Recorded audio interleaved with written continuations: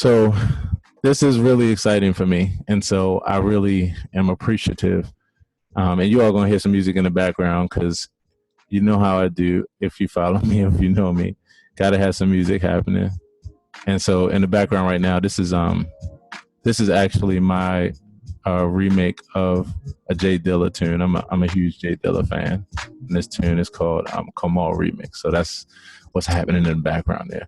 But I want to say hello and thank you to everybody for hanging out. It really, really means a lot to have you all here with me today because I've been looking forward to this for a while. And so I want to give you some background on what this is, where it came from, where the idea came from, and where my head is with this. This is my first time hosting a Zoom chat. So like I said, I'm going to be like multitasking, kind of doing a few things. The good part is that I'm so used to playing with gadgets that I should be pretty cool with multitasking and several things. But first thing I'm going to do is I'm going to share this with you. And let me know if you all can see that. Can you all see the 5M logo? Yes. Yes. Yes. Yes. Okay, cool. All right. So what you can do is you can put your microphones on mute for a second. And what I'm going to do is talk for about probably 5 minutes and give you some background. And then open it back up and, get some thoughts. Okay. So today marks the beginning of the 5M Fellowship. And the 5 M's, as you can see, stand for music, movement. Donette, if you can mute your mic. I actually don't know how. Oh, okay. All right. Let me see. It's all good. One thing Okay. I'm trying to actually figure out on here, and I thought I knew how to do it. Sherry Goodall, if you could let me know. I know there's a way to actually control muting on my end, but I don't know actually. Yes. If you look at the little arrow next to the mute button, you should be able to control all from there. Okay. All right, I got it. Let's see. So let me open back up. And you're talking about the mute button on my controls. Let me see for some reason. Yes. Okay. All right, let's see. I think I might have this. Okay, I see right here. And let's see. Select microphone, select speaker, switch, leave, and audio settings. Okay, let me pull it up and I'll send it to you while you're talking. Good deal. All right. So anyway, so the 5M Fellowship. And so I came up with this idea. I'm going to give you some background on this idea. The 5M stands for music, movement, mindfulness, meditation, and mantra. And there's a couple things that really led to this idea that I'm going to share with you. So I'm going to kind of give you some notes. Music, movement, meditation, mindfulness, and mantra.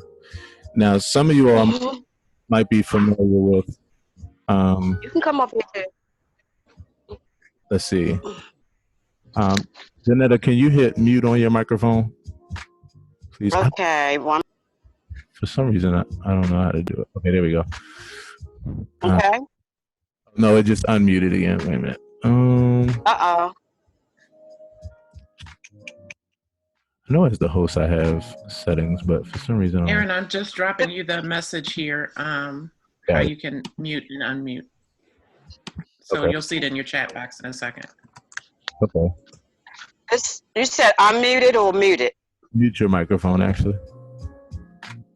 Oh, it's taking me out to a link. And actually, I can't click on that link, Sherry. But it's okay, then I'll paste it in the box. Okay. So, yeah, I was saying, Danetta, you can hit mute on your mic. It's actually unmuted right now. Okay, there we go. Now it's muted. All right. So, some background. So, some of you all might be familiar with an event that I used to do with Amachandra called The Gathering. And The Gathering was actually the kickoff of this idea, or at least it was a part of the kickoff. The Gathering was an event that we held for about a year at the Yoga Village Center and on Falls Road. And it was a really, really good time. In fact, before we leave, I'll actually drop some info in the chat for you all to see like those videos and kind of just have some fun checking those out. And so that was a community that we started with my concept, the Fruition Community, or was a part of the Fruition Community. And we used to meet once a month on the first Sundays at Baltimore Yoga Village. It was really cool if anybody here has ever been. And things were moving really well. And so this past summer, I'm actually moved to Florida and is doing some things down there. So I wanted to continue on with a similar experience, but one that kind of encompassed something that I started years ago. I used to be a Course in Miracles teacher back in 2011. Between 2011 and 2013, I was a Course in Miracles teacher. And so one of the things about me, as you all know, that have any kind of connection to me is that I like to talk. I love to talk. Don't everybody all shout at once. Make sure all your microphones are muted. But with that, one of the main things about me is that I don't just like to talk. I like the dialogue more than anything. I love to share my perspective and that kind of thing. And I'm always willing to if it's helpful. But the thing I like to do even more is to dialogue. And so with that, I had a lot of good times between 2011 and 2013. The other thing that I did within that time too, which is also a part of this, is I started a group called Let's Talk Universal Spirituality, which is actually PJ. That's where you and I connected. And so that was an online Facebook group that I was using as well. I'm not using, but I was very active in. I created, and that was early Facebook groups too. So it was a lot of like engagement in there on a regular basis. We used to chop it up about a lot of good stuff. And so a lot of you all that know me know that I came through like a number of different transitions when it comes to life and philosophy and that kind of thing. So anyway, that was a huge journey for me. The Course in Miracles journey was a huge one for me, as well as the gathering. And so we come into January 2020, and I'm really launching some new things within my personal brand, dealing with meditation, mindfulness. A lot of you all know that I have a self-care journey that I've been on and I've been sharing and that kind of thing. And so coming into this year, I was like, you know what, it's time to actually kick off another experience, because not only are those things happening and are really being influential, and I'm loving to share with people, but then also just, my career as a musician and those kind of things. So those two things came together. I was trying to come up with a concept and name, and 5M is what stuck. It started off as 4M, and then eventually I was like, I want to make 5 out of this. I just felt some kind of way about the 5, high 5, and so with that, 5M was born, and I'm really excited. And so that's what today is about.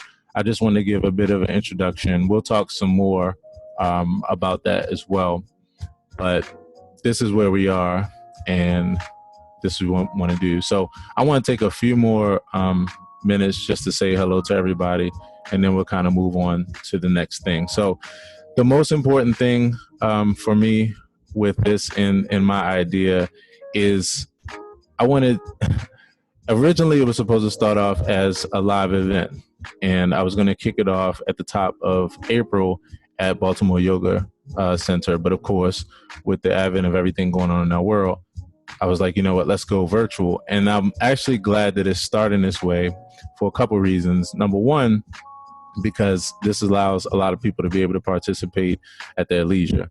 And so it makes for the most convenience. Number two, I'm excited because of a whole other part of what I do, which is, helping people with business and branding and these kind of things. And there's a lot of people now that's creating virtual experiences out of their live events. And so when everybody goes back to the norm, there's going to be a lot of people that actually use the virtual world in a particular way that they wouldn't have used before. And so I'm excited about that, because that's what it's going to be like with this. I wanted this to feel like one big 3-way call with my friends. And so it feels like that so far. So that's what this is about. So the biggest thing for me is dialogue, conversation, and just communal connection. So what I want to do really for about the next 10 minutes is once again say hello and just kind of see how everybody is doing, especially within the advent of everything going on in our world and just how we're adjusting to new norms. So I'm going to actually start by going around. I'm going to first start with my friend Nikki Parker, who I just see came in the building. Hey, Nikki, how you doing today? If you can unmute your mic and say hello. We did some hellos earlier, but I'll start over.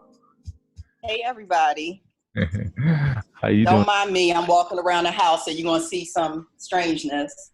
It's all good. And everybody can unmute their mics as well, unless, like I said, you got some noise happening in the background, because I want everybody to be able to say hello and just kind of chat. How you doing today, Nikki? I'm good. How's everybody doing? Yeah. Well, good. Good. That's good. So far, so good. So one thing that I want to do, and I want to actually do it now. I'm going to do this with everybody. So in lieu of everything that's going on, what is one thing that you've been finding, and this is for everybody to think about, what's one thing that you've been finding has been really helpful for you, one small thing to just like maintain your sanity, maintain your norm, like one little thing. It could be going for a walk, it could be Zoom conferences, it could be like, writing. Like what's one thing that's helping you? I'll start with you, Nikki, since you're on. Being able to get outside the house, like taking a walk or something. Right. Definitely feel you on that. In fact, I almost feel like, so I did a live stream the other day that was walking and meditation.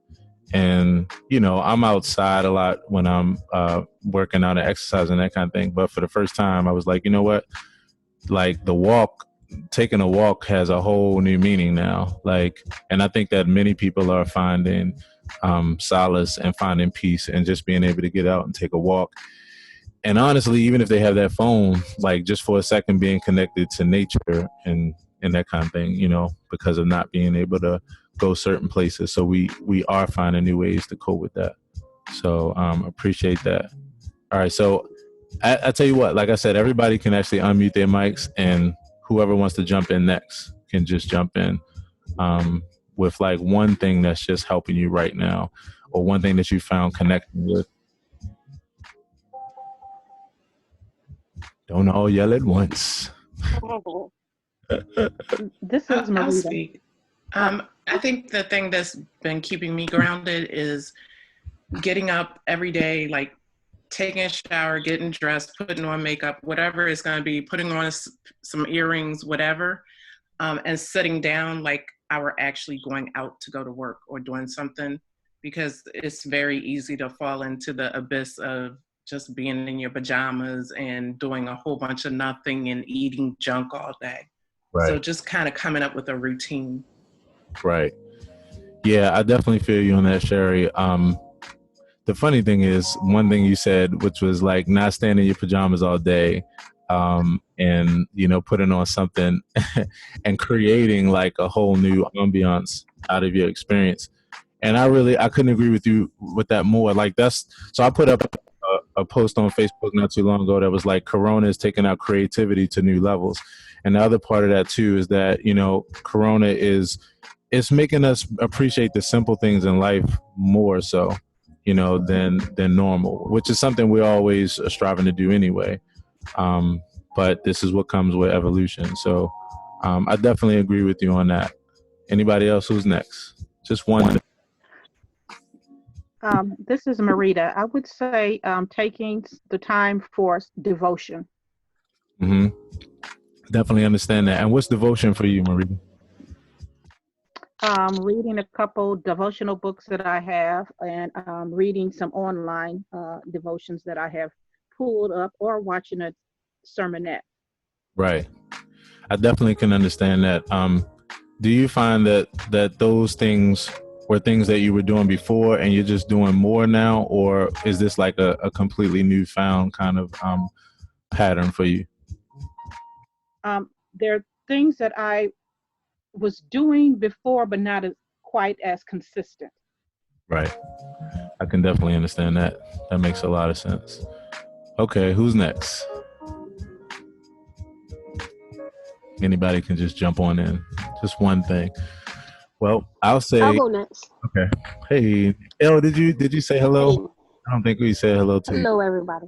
How you doing? Yeah, hey everybody. I'm doing well. Um, my newfound thing, something that I've always wanted to have more time to do is music, of course. So I found a little app online called Voicey, and it allows you to sing behind tracks that's already there. You can either write your own music or you could do your version of someone else's song. Mm. And you can also submit your own music as well. So it's just giving me more of time to have creativity. So I've found that I think I've written like maybe 6 or 7 songs within a matter of like 2 to 3 minutes just listening to the music. I've been inspired a little bit more. Yeah, I can feel you on that. It's really echoing what I was just saying about it's taking our creativities to new levels.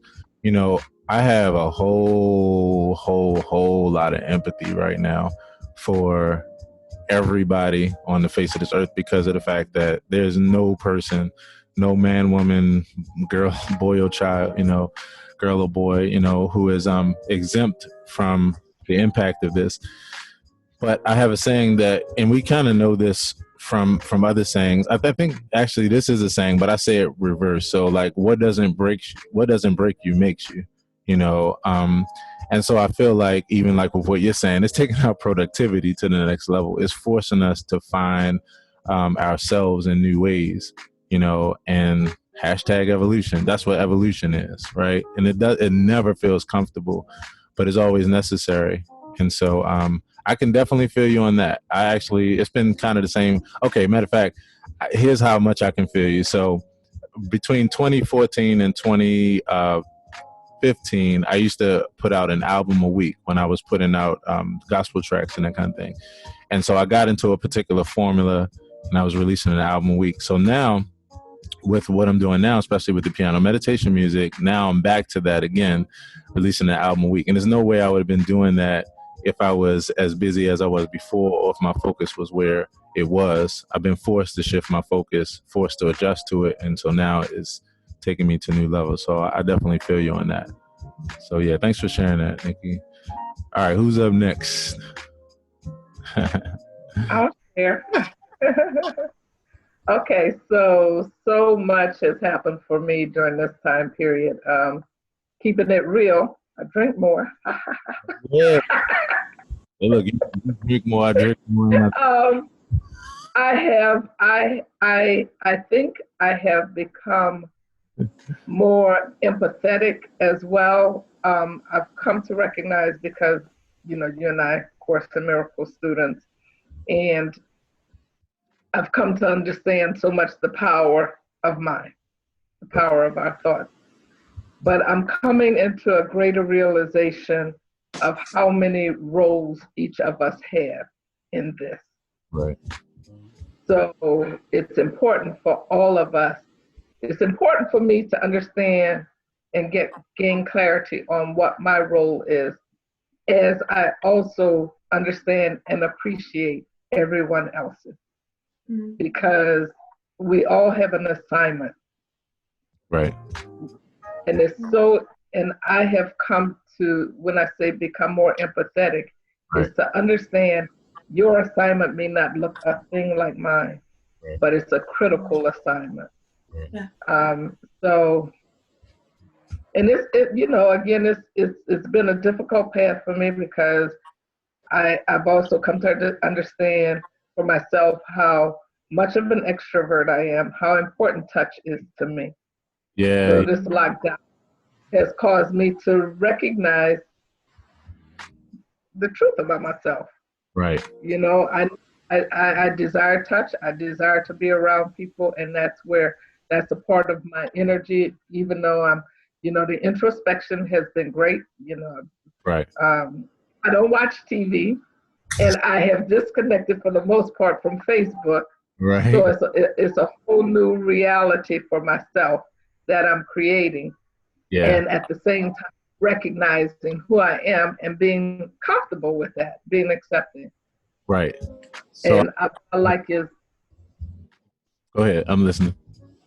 I was just going to say the greater acceptance, I guess the one thing, the greater understanding of each of our divine role and acceptance of whatever your role is. Mm-hmm. If your role is to be the fear monger, Mm-hmm. it's critical. It's important. If my role is to be the eternal optimist, it's critical. It's important. Yeah. Everybody's role is really important in the whole conglomerate of what we're experiencing now. And I really hope we don't go back to the norm. Well, that's the thing. There is no such thing as going back to the norm. There's only evolution. And so evolution is that a new norm is created. And so we're always creating new norms. There is no old world to go back to, you know, and that's the one thing about this that's so unique for us and all our experience. It's like with most other things that happen in our world, you know, it's easy to quote unquote get back to business as usual. But there are going to be businesses that literally don't make it through this, that won't be around. You know, there are going to be new ways of doing things because of the fact that now we're more aware of how fast and how quickly we can transfer something. I mean, even something as simple as like, I think about how, you know, the handshake, you know, there's going to be more people that's refraining from that and using other ways to greet, but it's going to still equal the same thing. And we're going to come up with new ways. In fact, I hate to put it on the spot, but Andrea came up with a code, a COVID. What was it? You could tell us what that was real quick. You came up with like So one of my former students, she and her sister, I saw them out. And of course, we're doing this social distancing. Right. So it was so crazy because it was like on the spot, I just came up with this like really cool sequence of gestures and movements that show that I wanted to, that helped to express the energy that I was feeling and excitement and wanting to share that energy. So yeah, you're right. It's like, doing all of this. And so it's just another way that we have to look at connection. Sure. And Ms. Patsy, I like the way you said, what you recently said, just said about you being an extrovert, and now this is even causing you to have to kind of take a look at that and realize some things about yourself. And it's really interesting because this week an article about that kind of somewhat will be coming out that I wrote. I wrote about that last week. This, all of us having to sit with ourselves and have a better understanding and awareness of how we connect, but not just our connection to each other, but really that that primary connection to self. Yeah. And so it's causing a lot of folks if they're open to receive, folks are being able to understand some real things about themselves. Right. So okay, so there's a couple of things I wanted to say. I want to say one thing about what you said, PJ, or as everybody else sees you here as Patsy. And then I want to actually ask you, Andrea, a question. So one of the things that you said was you were talking about being an extrovert, and I always have this conversation, and it's funny because it goes several different ways depending on who I'm talking to, right? So I'm an introvert by nature, even down to doing something like this, it wouldn't seem like that. And so most people that know me kind of give me that like lips turned up, like, bro, please, like really. But the truth is, like, from my foundational nature, I am an introvert. But as far as the direction that my life has taken, as far as building relationships and that kind of thing, I'm very much extroverted, and some people would say ambivert. I'm learning about what that is. But I say that to say that in thinking about this experience, I'm used to spending time alone. Ever since I was a kid, I never needed anybody to help to entertain me. I could entertain myself for hours. The thing about this, and I had another friend of mine who actually confirmed it the other day as well, because he said the same thing, is the difference between being alone by choice and being alone by force, and so I can totally agree and understand. I have deep empathy for people who are just extroverted by nature. Just talked to my good friend Brian Akers yesterday, same thing, and I was like, what's one thing? Because I usually ask this question. I also ask the question like, what's been the toughest thing, like the one small tough thing. And for him, he was saying like that connection with people because he's naturally an extrovert. So I definitely feel you on that, and I understand that. Andrea, I wanted to ask you, so if I could take a stab at it, with all those beautiful plants that you have around you, I can only imagine that might be one part of what's been helping to keep you. This is my indoor perennial plant pack. This is my green family. Some of them I rescued. Some of them have been with me for many years. And so yeah, I love, so that is something, this is a part of my meditation, my meditative process. I really connect to the earth. Right. And I enjoy having plants inside of my home, outside of my home.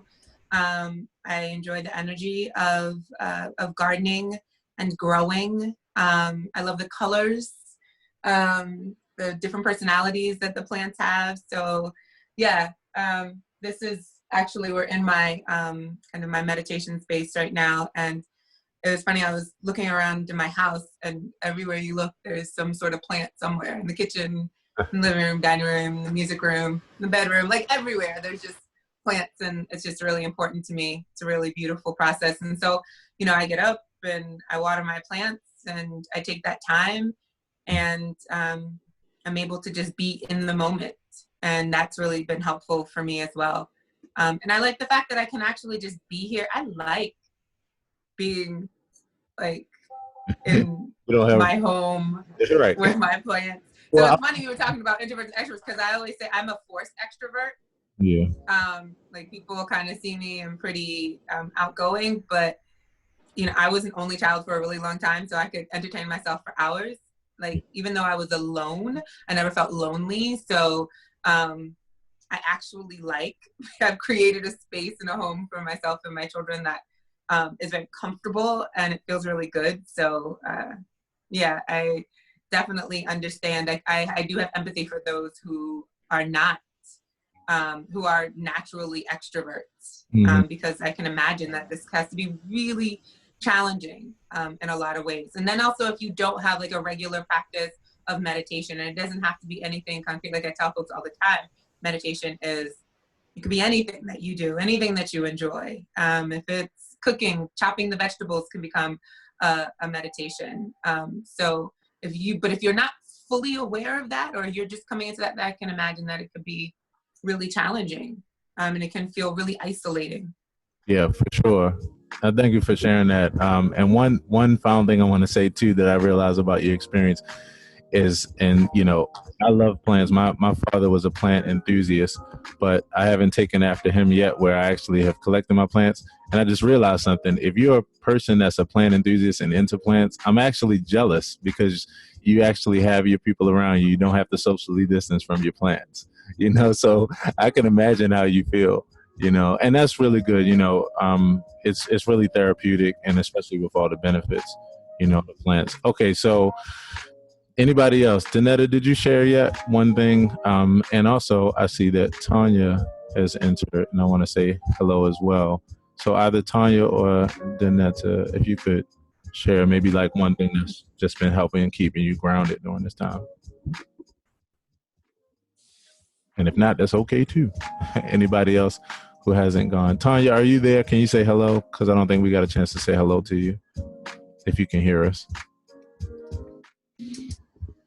And we also have, let's see. Okay, Sherry Thompson. How are you doing? See you back again. You can unmute your mic, and if you could, just to let you know where we are, we're just sharing one thing that's been helping to keep you grounded during this time. Just one thing that you found solace or peace in, just to maintain during this time. If you don't mind, everybody's. Sure. Yeah, I had to rejoin to figure out how to make my mic work. So hopefully I did everything right. Yep, we can. I can hear you. Okay. For me, since I work in accounting at a medical facility, I actually still have to go to work most days. Okay. But where we're located kind of helps keep us like safer and not in public contact. Right. So I guess I have it good that I still get to be connected to some of my colleagues. Right. And then I have family at home. So that helps keep, and we just watch TV and do fun stuff like that in the evenings. I can definitely imagine that. You know, one of the things about this time, especially if you have family, is that like, and you live with family, is that, you know, this is a time where you are forced to find commonalities. You're forced to have fun together. You're forced to like work with each other, you know, because of the fact you can't just get away from each other. And so, you know, I have deep empathy for people. I was watching one of my favorite doctors on YouTube the other day. Her name is Dr. Ramani, and she's a psychologist that deals with like abuse and narcissism and these kind of things. And she put out a video, as I was so glad that she did, just sharing with people how to deal with people during this time, because there are some people that are, you know, that are living with people where this is not such a happy time, and you have to find ways of coping with that. And then for others of us, we're actually staring at people in the face that are family that we haven't spent time with, that we now get the opportunity, you know. So yeah, I definitely agree with you on that, and and thank you so much for sharing that. All right, if there's anyone else, Tanya, I don't know if you can hear us. I wanted to say hello to you if you can hear us, and Danetta, if you're still there, you guys might. I'm here. Okay. Did you want to share one thing Okay. that you do during this time? Well, Ern, I have chose to come and stay with my daughter and my grandkids, and we have been doing. Me and the grandkids have been doing a lot of creativity, you Yeah. know, spending more time together. And I mean, they're cooking. I just give them the recipe, and they're doing it. So, and they're really enjoying it.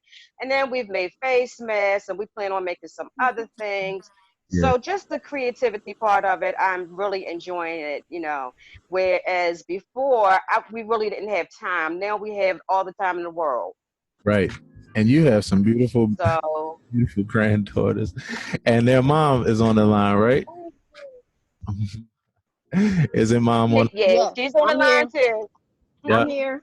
Those girls are beautiful. I tell you, so for those that don't know, I had an event called Dinner on my time this past summer, and so I got a chance to meet Donetta's grandchildren, and which are Nicole's children.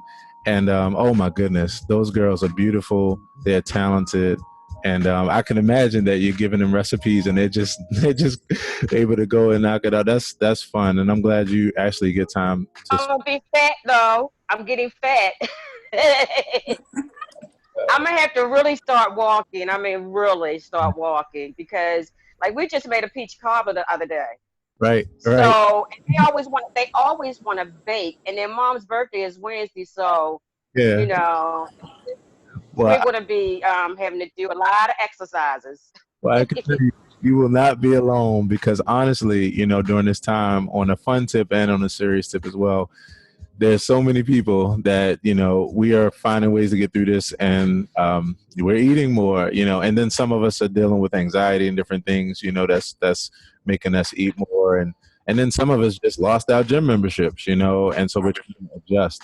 And Yes. this is one of the reasons why, you know, on an everyday basis, I am like doing as much as possible, putting out as much content as possible, speaking as much as possible, because my biggest philosophy right now is that we need all hands on deck. Anybody that has any positive thing to say, anything in the realm of entertaining people for therapy, educating people, or inspiring, and to not undervalue who you are and what you have, because we need everybody right now, and everybody has something to bring to the table to help us get through this. Right now, since this is something that's brand new that we're going through, the scientists and the pandemic experts are actually learning at the same time that the lay people like you and I are learning about what this is, what the effect of it will be now and afterwards. And another thing I talk about a lot is that we've been through a lot of storms, so we know how to clean up behind. this is a storm we have no idea how to clean up behind because we haven't been through it. So we're going to need a lot of empathy, a lot of patience, a lot of equanimity, a lot of the things that we'll even be talking about, in these 5M catch-ups, because it's going to be needed, and I think about it like a fire drill. A fire drill is created to channel energy that's already moving at a particular pace because of people being frantic and that kind of thing, in order to organize it so that way it could be used to actually save lives, to help, and to respond to a situation. If you don't have that and you just have people running from a fire, then you have chaos. And so when I think about that, I compare that to stuff like panic shopping. I compare that to the different things that we're doing because we are afraid, because we're dealing with anxiety, because we don't know what this is like. And this isn't like the 6-person remove kind of thing. This is like 1-person remove. Like everybody knows somebody that was affected by this in some way, or you yourself have been, whether it's due to your job or change up of your routine or change up of a family member's flow, and that kind of thing. So when this first kicked off, and right before we had the lockdown, so to speak, or the the stay at home order, one of my buddies, we were at a gig and he was like frustrated because someone else had canceled the gig, and for him it was his money that he was looking at, his bills and that kind of thing. And I could understand what he was saying, but I had to tell him, I'm like, bro, like you have to have empathy, because the thing is, you might be upset at this person, but you're not having empathy for the fact that as a domino effect, this person is affected too and has things to worry about. So she needs you to actually not go off the rails and be cool. Like we got to all hold each other's hand and get through this. And so that's the other reason why I'm excited about today, because I feel like I'm always trying to do whatever I can to help with that. And so even this kind of gathering for me is that.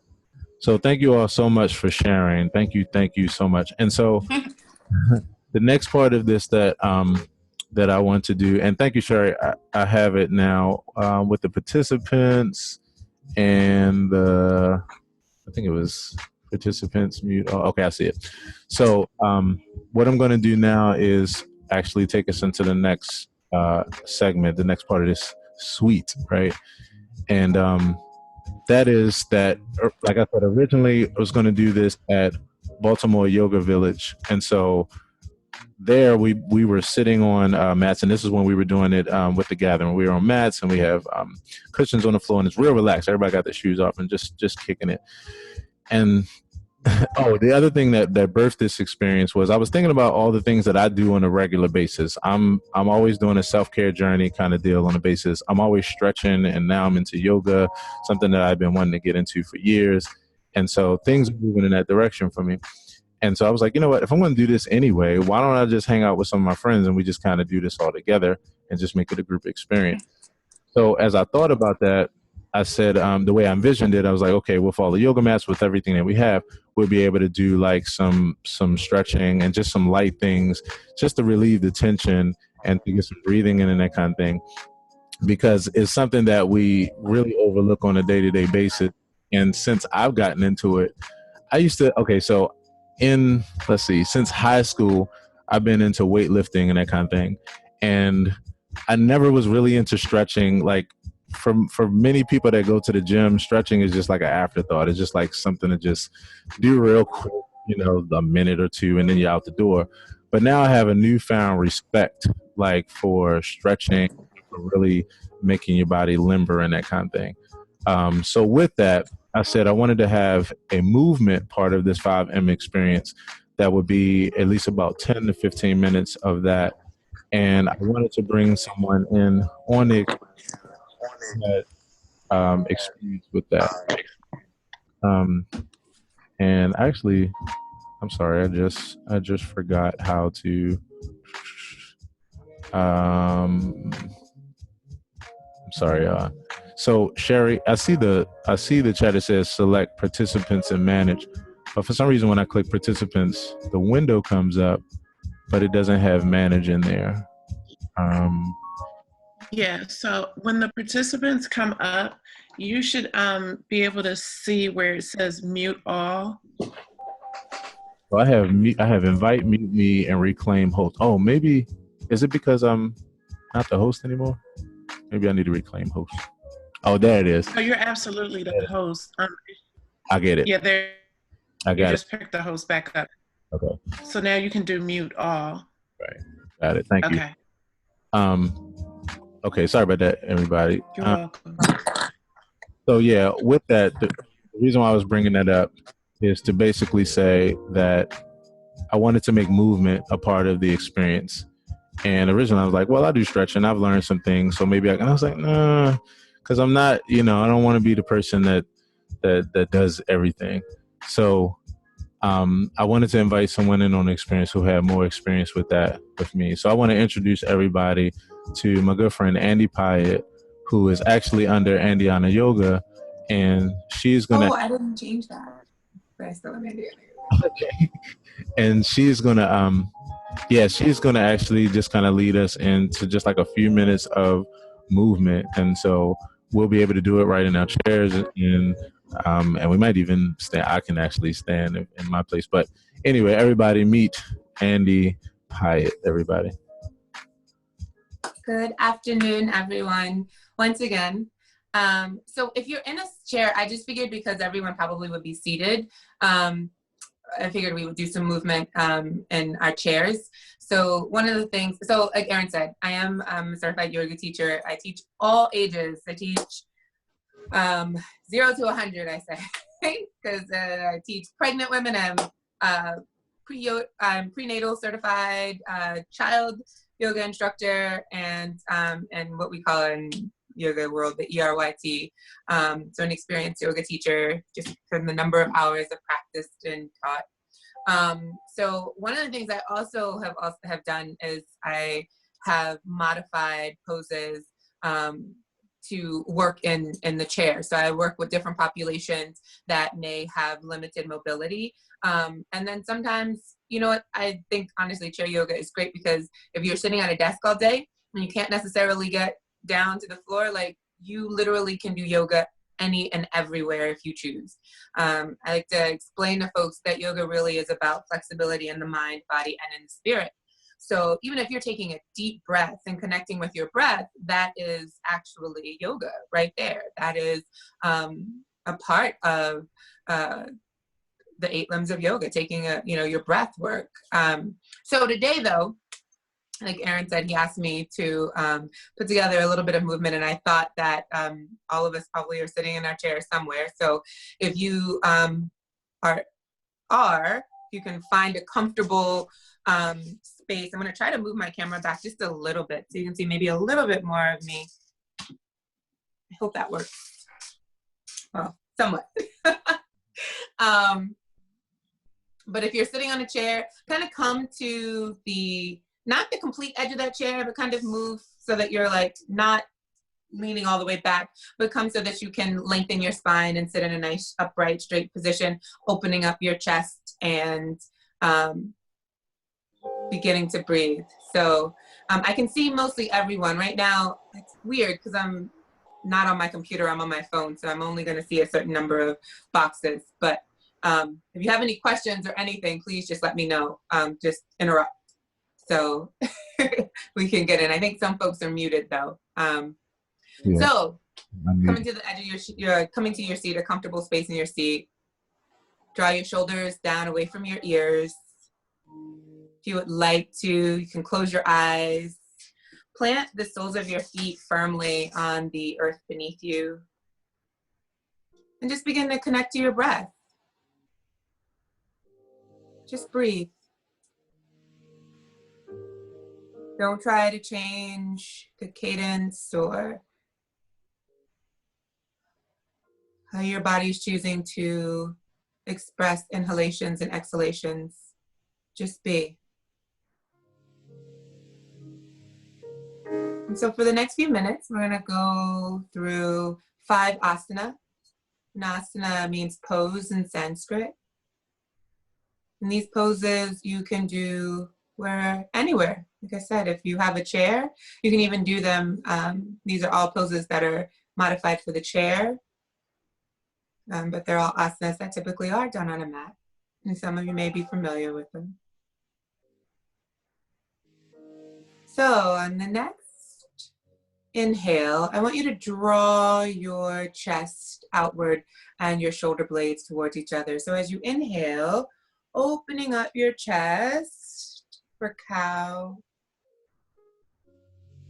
And as you exhale, draw your shoulder blades apart and round your back and bring your neck, your chin to your chest for cat. Really opening up the back body. Inhale again for cow.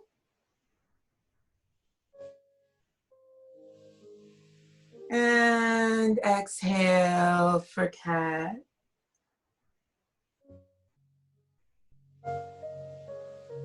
One more time, inhale. Opening up the chest, allowing oxygen to reach those lower portions of your lungs. And exhale fully to cat.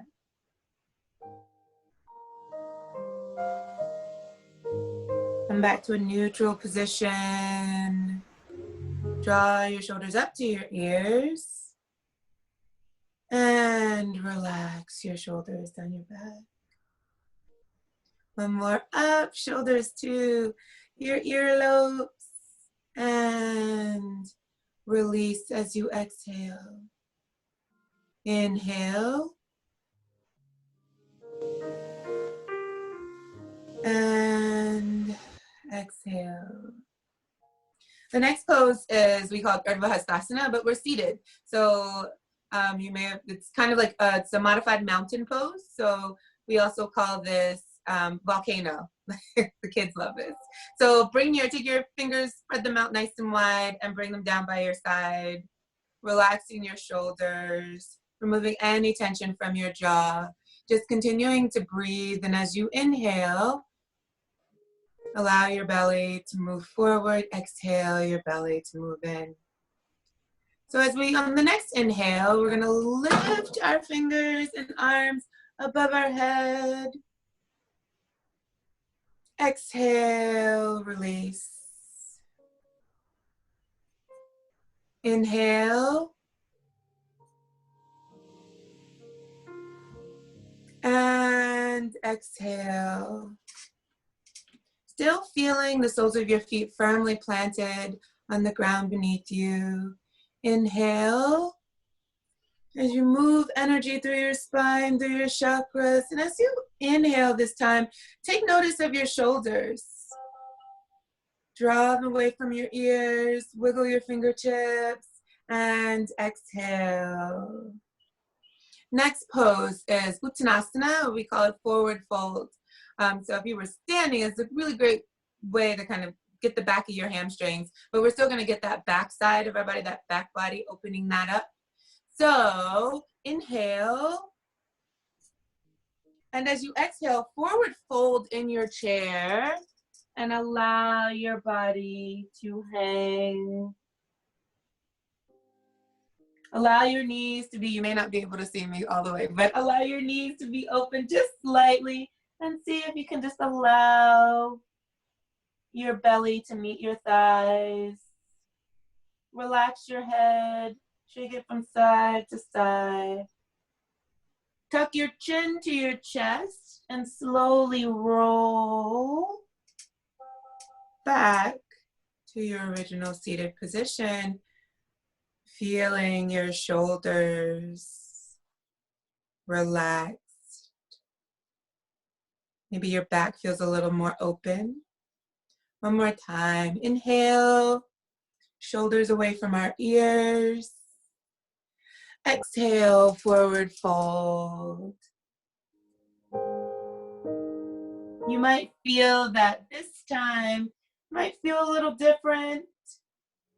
Maybe a little looser. Chin to your chest. And roll back up. I said that was the last time, but I was joking. This is actually the last time. We're gonna do it in threes. Inhale. Belly out, shoulders away from those ears. And forward fold.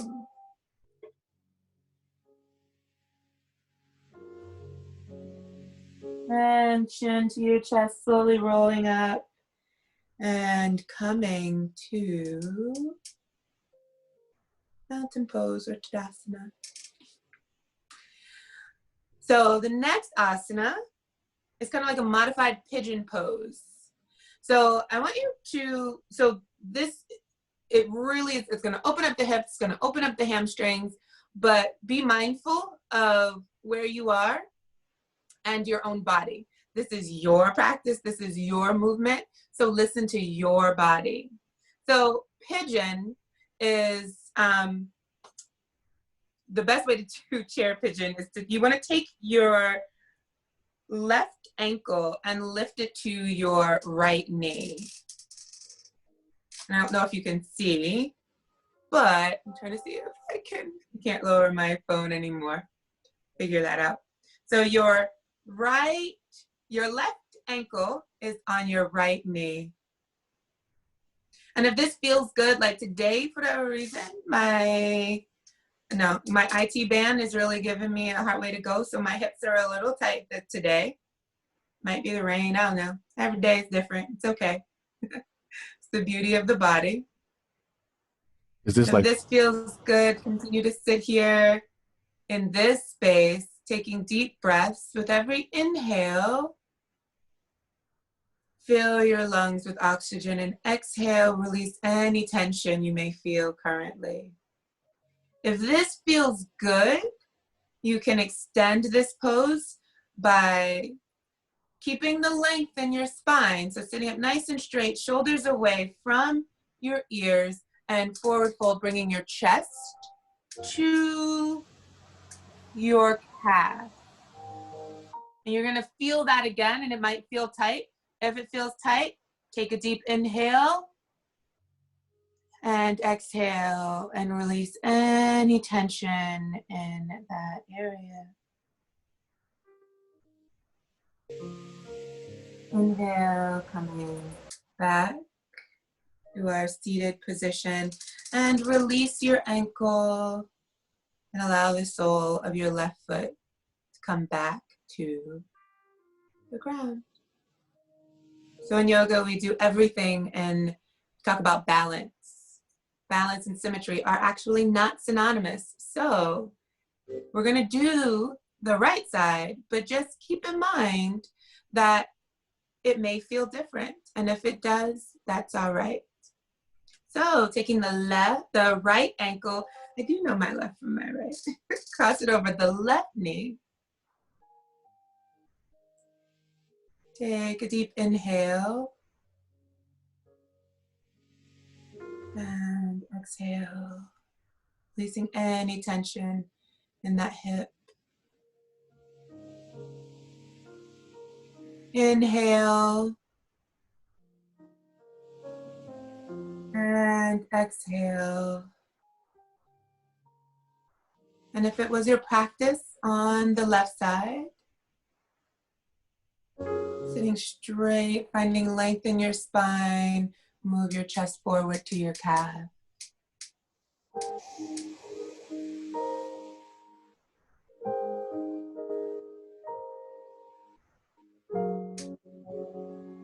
Inhale and exhale, tucking the chin in and rolling back, releasing the ankle from the knee. Placing both soles of your feet firmly on the ground beneath you. Taking your hands and placing them on your knees. Continuing your breath. You may close your eyes.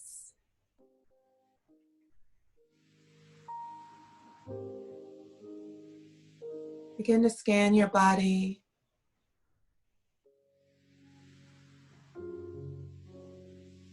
Continue your breath awareness.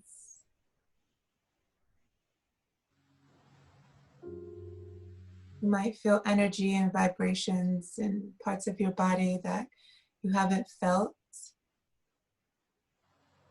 Feeling that energy in a while. Then gratitude and love to every part of your body.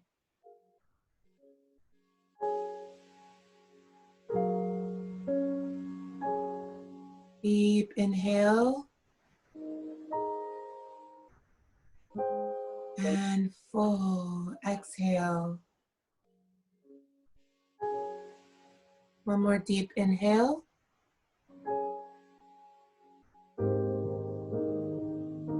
And full exhale. Inhale. Exhale, open your eyes. Return to your natural breathing cadence.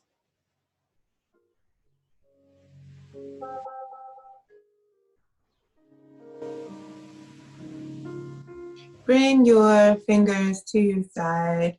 Open up. I like to call this our self-rainbow, where we open up, bringing our hands back to that Urdhva Hastasana. This time, though, placing our hands in what we call the Anjali Mudra, bringing it close to our hearts, sending gratitude and love to ourselves and to each other. Namaste.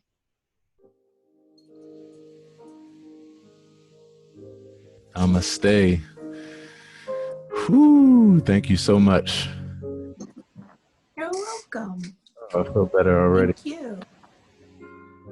So, one of the things about stretching and yoga that I've appreciated is just how much we're feeding our bodies the oxygen that's needed to sustain, to be well. So it's really good just kind of feeling this and this experience, especially since I've been envisioning it, for a while. So thank you so much for that. And what's going to happen before we leave today, we're going to utilize the chat because we're going to share more about what's going on, what we do. And I want Andy to be able to share her information in the chat and that kind of thing so that you can check her out. Also, and I forgot to mention, so Sherry Goodall is my good friend. She's helping out a lot right now with the administrative aspect of this. So Sherry, if you could, can you go to YouTube and on my channel, can you grab the exercises for back pain video that I did and post it in the chat? So one of the things that I want to share is that like some of those movements that we did here, I learned recently at my chiropractor. And so I put together a video sharing that and sharing some other things, some other information as well. So if you all get a chance, I would love for you to check that out, and I would love your feedback on that. All right, everybody feeling good? You can unmute your mics for a second. Everybody feeling good? Oh, matter of fact, I guess. Real good. Okay. So, Yes. okay, I want to say hello to Art and hello to Eunice because we didn't get a chance to say hello to you in the beginning. So I'm going to say hello to you all, and unmute your mics and say hello if you will. Yeah. Hey, Aaron, can I say something also really quickly? No problem. Oh, I'm talking.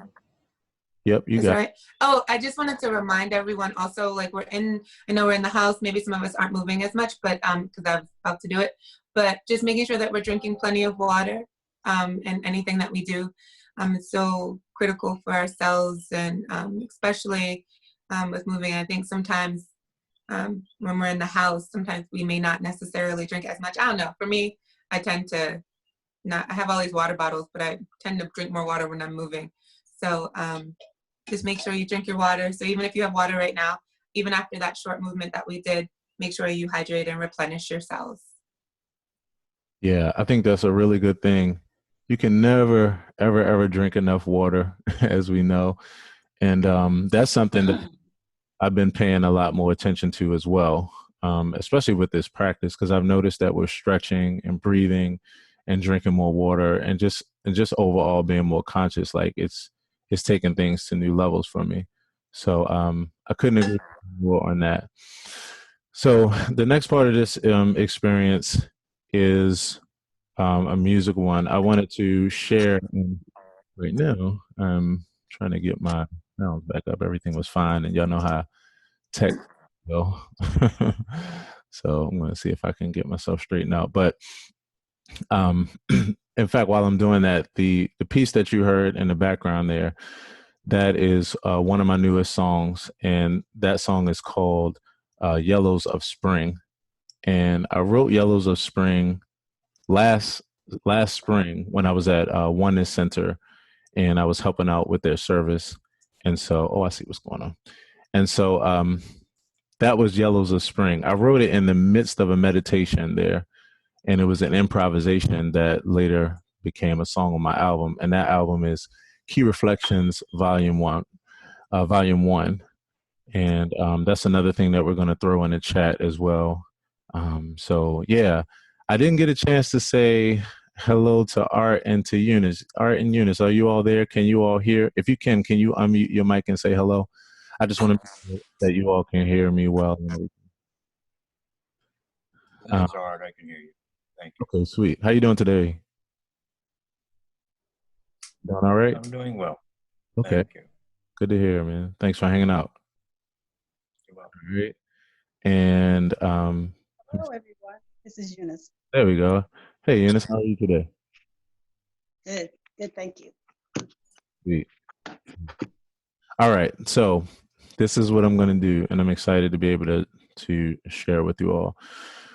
What I'm going to do is I'm actually going to play a couple of tunes on the piano, and I'm going to do a bit of piano meditation. And sorry, just checking on my devices. Going to do a bit of piano meditation, and we're going to keep going with that meditative experience. So as I do this, if you would like to, you can, you don't have to, but just in case if anybody's self-conscious, you can, you could disable your video and that kind of thing. There's no one way to experience this. However you experience it is up to you. But one of the things that I'm going to do is I'm going to play a tune first, a song that I wrote in 2012, and it's called Home. And the song has 3 melodies to it. And these 3 melodies represent 3 phases of life. So one is the first melody are the questions that we have as far as life. What do we like? What are our dislikes? What are our purpose, so to speak? Something that I personally feel is chosen more so than handed down to you. Where am I going next? What's my new norm going to be? How am I going to adjust to this? Those are the questions. And then the second melody is about actually going out and experiencing something. In order for you to find the answers to those questions, you got to go out and do something. And so that's the second melody. And then the third melody is finding your place at home. And that just means whatever that means to you at that particular time, because it's a continuum. So you're always finding like your new rhythm. You're always finding your new place of settling in. So I'm going to play that. And then I think I'm going to go into this guided meditation that I wrote called Breathe Deeply, that I released actually in January. So let me know first off, because I'm going to do a quick little mic check 1, 2, so I can see if you all can hear everything pretty clearly. I'm going to set up my camera real quick. So tell me if you all can hear the piano. Now I know everybody has their, okay, I got a thumbs up. Yes, I can hear. All right, sounds good. Sweet. All right, let me get my recording started. Okay, so again, this first tune is called Home.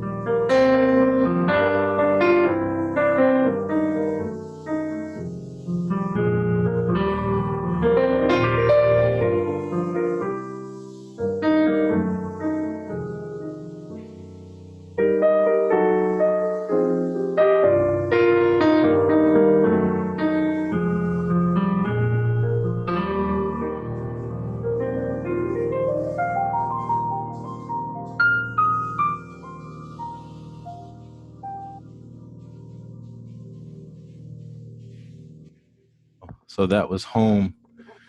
That was home. If you can unmute your mics, give me a little bit of feedback. Just want to see how you experienced that. You can unmute your mic. Beautiful. Absolutely beautiful. Thank you. Yes. Very, relaxed. very nice. Yeah. Thank you. Okay. Spotify has a station called Sleepy Piano that I play every night to go to sleep to, and it relaxed me and just put me in a wonderful vibration. So thank you. Nice. Okay, thank you. So I'm going to do one more tune, and the tune that I just decided to do, and you can throw your microphones back on mute. I'm going to do a tune that's actually going to lead into one of the things that I want to actually share in a few minutes as I chop it up about a subject. And so it's funny because the chop up is going to be about an acronym relating to this word, but to set the tone of it, I'm gonna let you all enjoy this. So take you back with this one.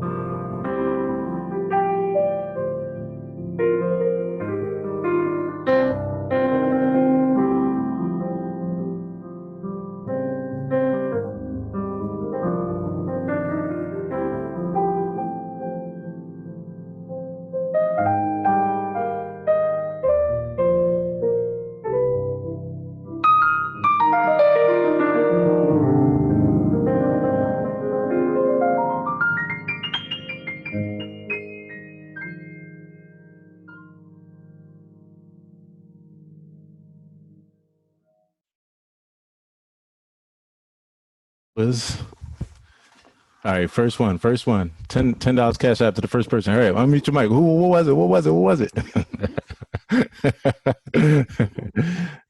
Great job. What'd you say? I didn't I hear. said, great job. Oh, thank you. It So was very nice. I was asking who could tell me what song that was. Oh, don't all jump at once. All right, so I'll tell you all. That was I don't know, but I want it. got it. Well, you got it because I just recorded it. Everything that I've just played in this session today is actually going to be available right afterwards. So that was R.A.I.N, SWV. Yeah, taking I was about to say R.A.I.N, but I didn't want to say anything because I already. You already heard it before. Yeah, because I actually released. I figured like it wouldn't be fair. Right. Yeah, I released this a couple of weeks ago on my Serenade recording. So yeah, that was R.A.I.N, SWV, and it's a recording I actually did a couple weeks ago. The Serenade Volume 5. It's on Spotify, it's Apple Music, is everywhere. Hello to Regina. Hello to Ham's iPhone XS.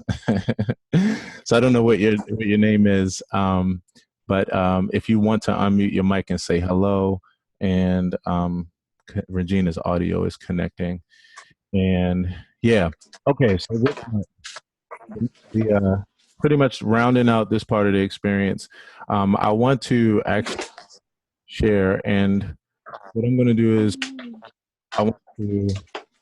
I'm sorry. I want to actually. Sorry, I'm taking some host privileges, learning as I go.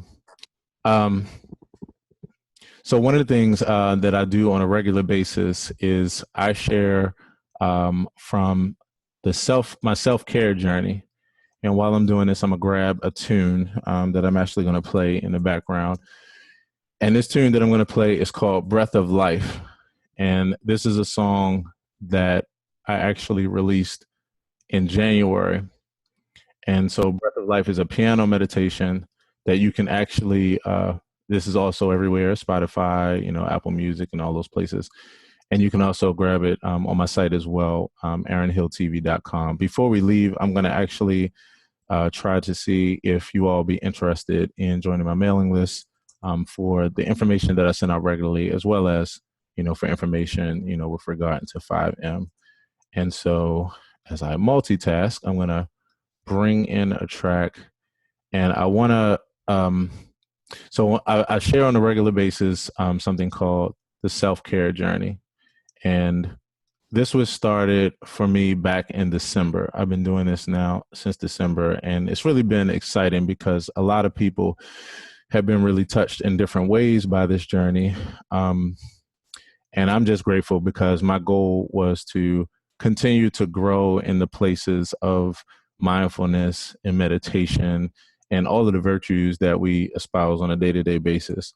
The virtues of patience and love and kindness and, all of that good stuff. And so as I've been doing that, I've been sharing it on Facebook and on YouTube. And like I said, it's really been an exciting journey because a lot of people have been joining me. So one of the things I wanted to do, I decided to go back into some of my notes and actually grab one of the topics real quick so we could chop it up. And so the goal for me is to share a few things and then for us to just dialogue about it as far as how it relates to us. So I'm going to show you all something real quick as I close out my chat and as I share a screen. I'm going to share something with you. And you all have to let me know if you can see. Okay. So what you should see on the screen right now is a little pad with notes in the middle. Now, if you can see that, give me a thumbs up. If you can see that, you should see okay, great. All right. So this was from January 13th, 2020. And this is just some information to offer. So R.A.I.N, right? R.A.I.N is a handy way to explore any sensation, thought, or emotion. And in this case, R.A.I.N is used as an acronym. And so the acronym is recognize, accept, investigate, and non-identification. And the funny thing about this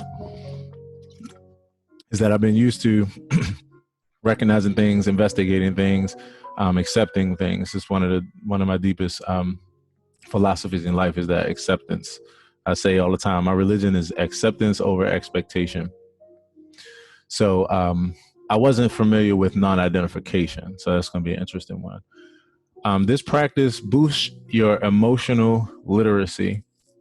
You become curious of an emotional reaction as opposed to being lost inside of the emotion or experience. The way that I can relate to this is, there's a lot of times where we become what we experience, right? Because it's kind of hard to separate the two things. A lot of times what you go through is so visceral and so real, and it's so up close and personal. I mean, it is what you're going through that, whether it's something that's grand or great or whether it's something that's not, that doesn't feel so good, like we can get lost in that experience. And the one thing about that is that, it's important because presence is really important. But at the same time, sometimes being lost inside certain experiences don't allow you to grab hold, and be able to just kind of understand where you are, what you're dealing with, and what to do about it. So this particular practice boosts your emotional literacy. You become curious of an emotional reaction as opposed to being lost inside of that emotion or that experience. I would say back in 2012, I think it was, I had just finished reading the Bhagavad Gita, which for those that don't know, that's the Hindu scriptures. Read it from cover to cover, studied it. I studied the Quran, I studied the Lao Tzu, Tao Te Ching, Upanishads, like a whole lot of stuff. And one of the things that I was starting to come to the conclusion of was that something that I would later call the wedge. And the wedge was like literally just like if you imagine a door and you got that little wedge that you put in the door to keep it open. And it's not that it's wide open, but it's just open enough to allow for some light in or allow for, some air in or whatever you're trying to allow in. It might even be to signal to somebody else, that the door is open, that they can come in or whatever.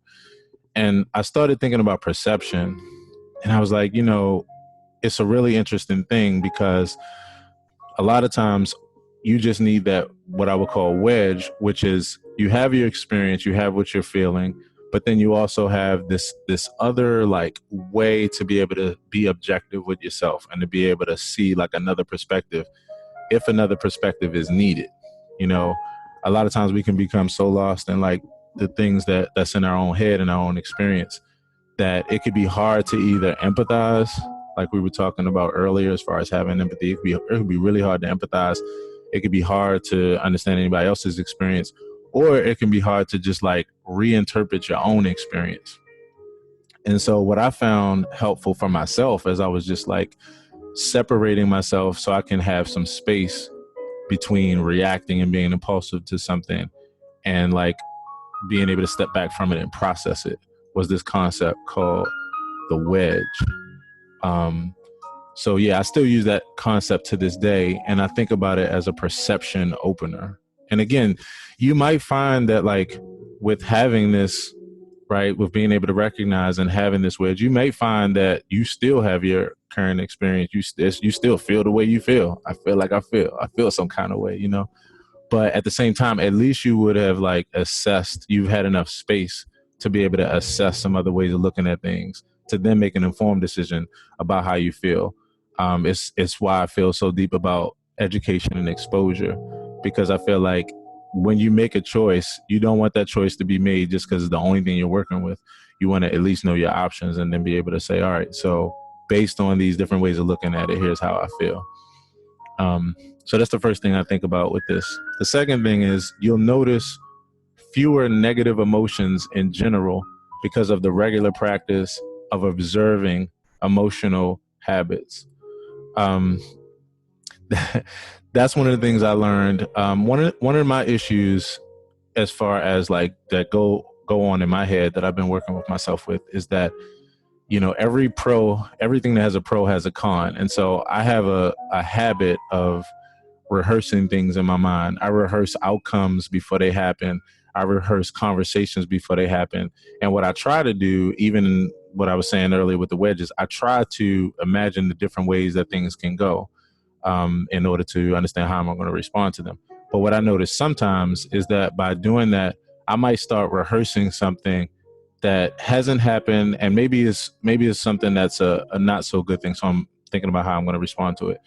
I'll notice that I'll be practicing like the feelings that I'm gonna have, the not so good feelings about not getting a not so good response or feedback or what have you. And I started realizing as I was reading this psychology article that like that kind of rumination wasn't helpful.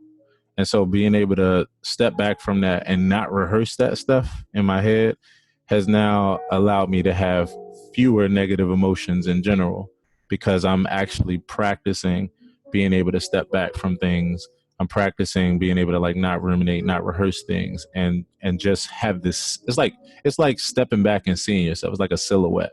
You stepping outside of yourself to see yourself, so that way you can control yourself instead of just being controlled by the flow, what have you.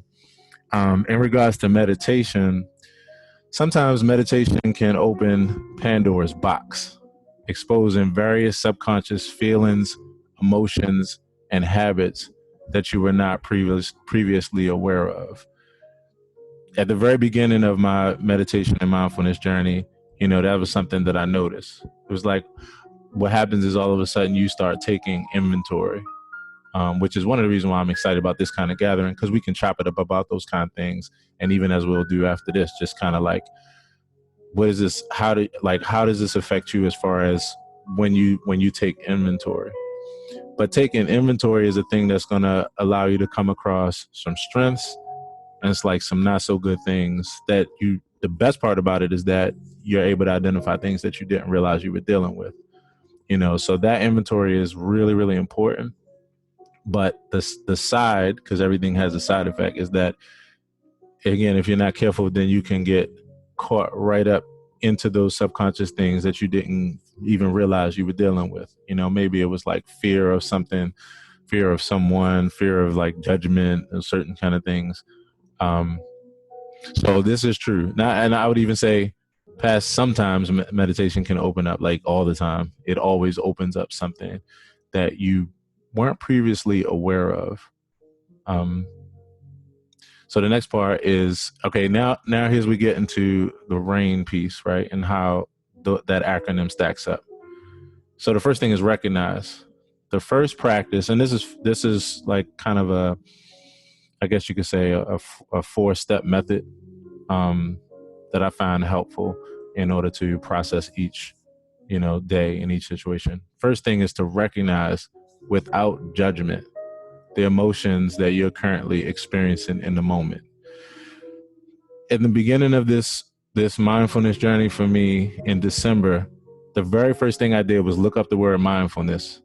And I thought I knew the full definition of it, and then come to realize I was like, oh, I actually didn't realize the most significant part of this word, which is that mindfulness has directly to do with non-judgment of whatever you're looking at, whatever you're dealing with, is reserving that judgment. And that is what I now find to be like the most significant and the strongest part of mindfulness, is leaving aside that judgment. So recognize without judgment the emotions that you're currently experiencing in the moment. There's another topic that I did that was called "It's Okay to Feel This Way." And that's what you're working with yourself with. It's just like, okay, how am I feeling? It's okay to feel the way that I'm feeling. I might not stay feeling this way because I may be moving on to a different way of feeling this or processing this or trying to let this go or trying to see some light in this. But right now, just how am I feeling? The second thing from there is to accept. So you're accepting whatever the emotional sensation is. You're allowing it to be. You're opening up to it and even caring for it instead of suppressing it. You simply allow yourself to feel and to be with it. In this, you are integrating your emotions with your cognition, marrying what we feel with what we know. like I said, my religion is acceptance over expectation. And what I mean by that is I feel like although like I support like all thought systems for different people, you know, different strokes, different folks, as they say. But one of the things that I started realizing in my journey was that there was too much of a heavy focus on expectation, just because of the fact that we do have good reason to expect like really good things, or expect positive outcomes and those kind of things. But acceptance to me was like the thing that covered both scenarios. Acceptance allowed you to then be okay if things went in a particular way that you had a vested interest in. And even if they didn't, you could actually be more realistic about accepting the way things are.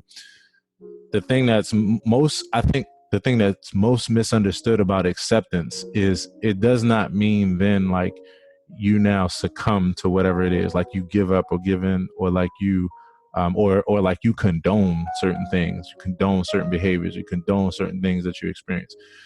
And I believe that this is just in my opinion, I believe that like that's one of the biggest misconceptions about acceptance, that allows us to focus on expectation more.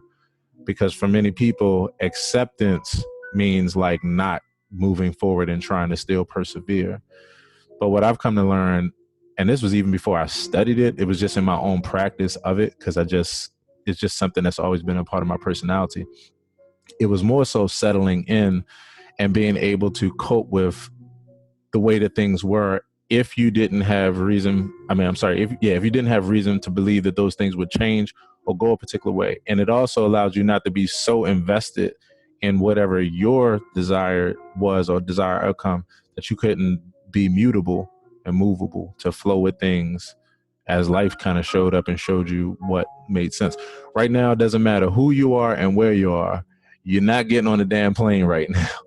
You're not going anywhere right now. You know, you're not actually going to do the things that you would normally do.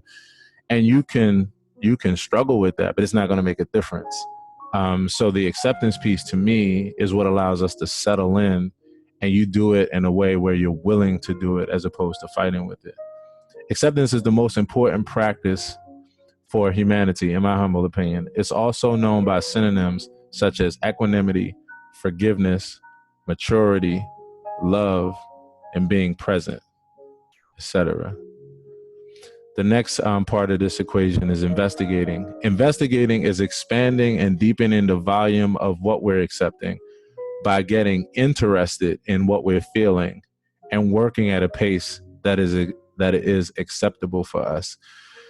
This is such a mind journey, like, because it all starts and ends right here, that it can't be overstated, like how important it is just to have a mindset of investigating as opposed to like impulsive. I forgot the saying, maybe when we get to chopping it up, somebody will be able to bring it back to my memory. It's always on the tip of my tongue, but it's like, I think it's an overreaction is an overreaction. It's like a colloquial deal.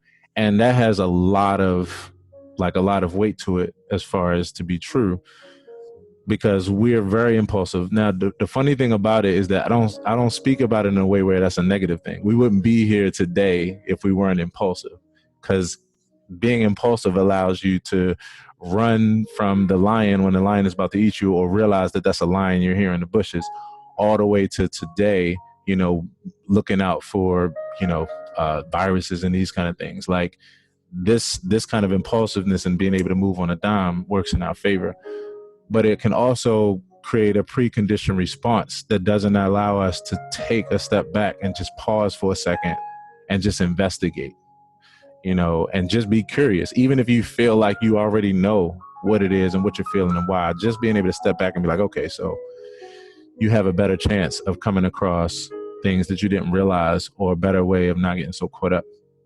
So the next part is be objective, and we're almost actually rounding this out. Be objective, but friendly with yourself while investigating. The most important part of the journey is being gentle with yourself and going back to that non-judgmental aspect of how you feel and how you react, even if it's not the way that you want to, or that you desire to the next time, or even as you make amends. Just being able to be gentle with yourself is a huge key to the journey. When we open up this way to a feeling, mindfulness takes over. If you do this enough times, you'll create a new, healthier habit. The way to change a habit is by working to create a new habit, not by trying to abruptly stop a habit. There's a subtle nuanced difference between this approach, but the effects are monumental. And when I wrote this, I was studying this psychology video where there was a psychologist that was talking about, he was just talking about creating a new habit. And it was so simple. And I guess I've heard it before, but it was such a difference between, like, if you want to create a new habit, the goal isn't to just try to abruptly stop what you've been doing because you're in a preconditioned kind of flow. The thing is to create a new habit, and then that new habit overtakes the old habit. And so one of my biggest sayings is that, like, if you really want to change people as far as helping them to respond or react differently, then what I do as a person, I try to do it every day, is to show up in a way with people where they don't have to have those old responses and old reactions just take over. And the thing is, the first time you do that, you're still going to get the same response. The second time you do it, you're still going to get the same response. The third time is going to get a little bit lighter. Fourth time, a little bit lighter. About the fifth time, the person won't even, and I'm just using this as an example, if someone was being had a preconceived kind of flow to be defensive or something like that, by the fifth time, they no longer have a need to be defensive because you haven't given them the experience that they were used to, which put them in that mindset. We only do, because of evolution, we only do what allows us to survive in the particular scenarios, situations, or environments that we're in. So all the habits, the healthy ones and the not so healthy ones, are all birthed out of that experience of being able to survive in whatever situation or scenario that we have been in. Evolution is geared towards survival. So whether that be a healthy relationship or bad relationship, a healthy job or bad job, in a good place of living or not so good place. And so the way to do things is to create a new habit and then just allow for the time to take over. And then the last part of this R.A.I.N piece is non-identification. So non-identification is the attitude of not taking your emotions personally. Say blank is happening, similar to saying a thunderstorm is happening. Making this room or wedge allows for you to observe the emotions, sensations, or thoughts without becoming the emotion, sensation, or thought.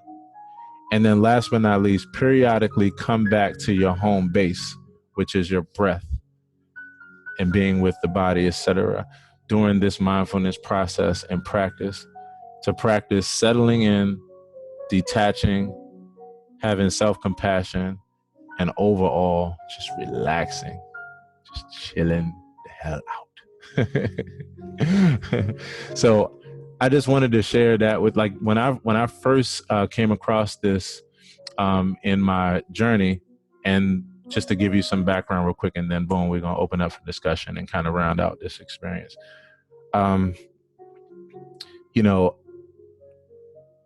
These traits are traits that I've, like, possessed in some form or fashion over the years.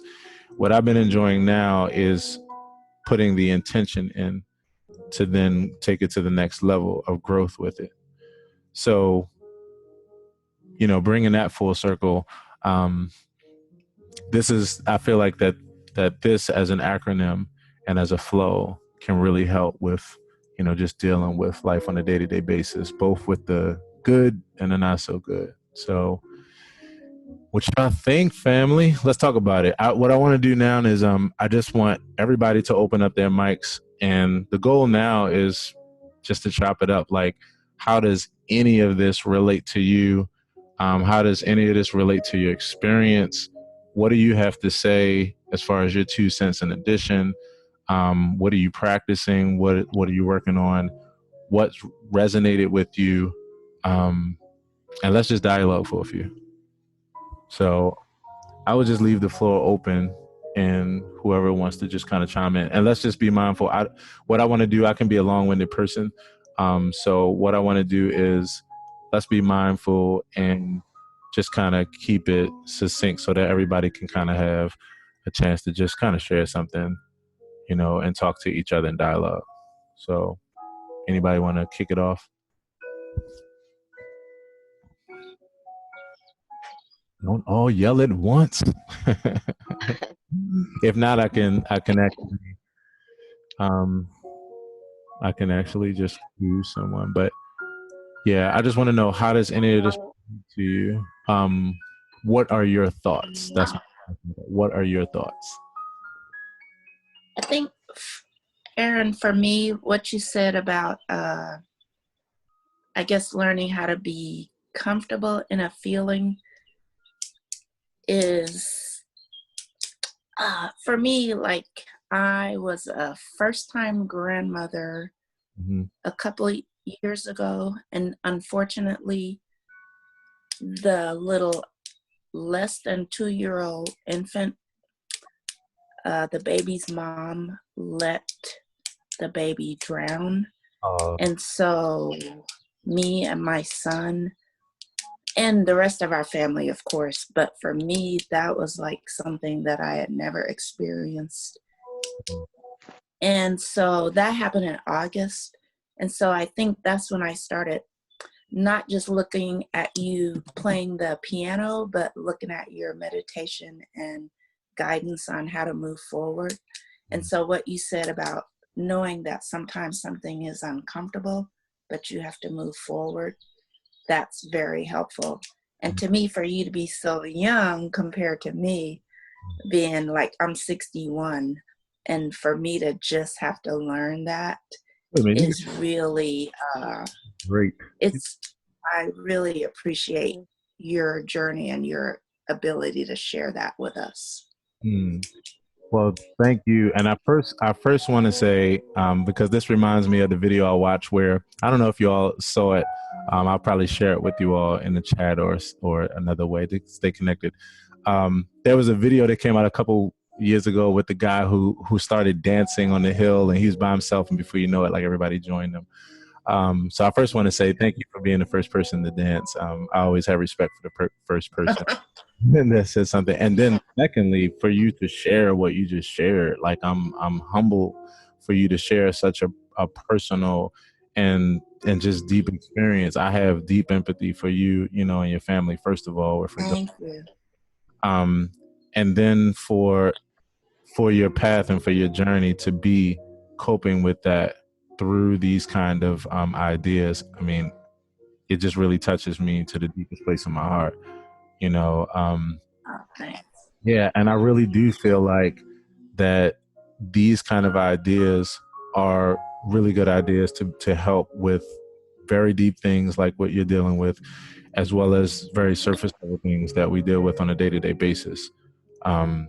So wow, thank you for sharing. And yeah, that's pretty deep to be applying it in that way. Wow. Right. Oh, and I wasn't trying to, hopefully I'm trying to bring the mood down, but I'm just saying, for me, it's very helpful, and I appreciate it. Yeah, not at all. You didn't bring the mood down at all. In fact, it went the other way, because that's inspiring. It's inspiring to see anybody move through things in a graceful way and move through things in a very peaceful way, and being like honest with themselves, owning things, being gentle with themselves. And that's what I see with you, even with you sharing. So no, it's actually inspiring. Okay, thank you. Thanks.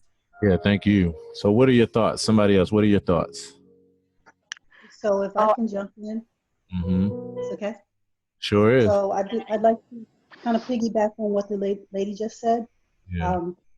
And thank you for speaking up first. Thank you, Sherry. I kind of concur and understand exactly what you're talking about, because I'm actually a little older than you. Was married for 36 years.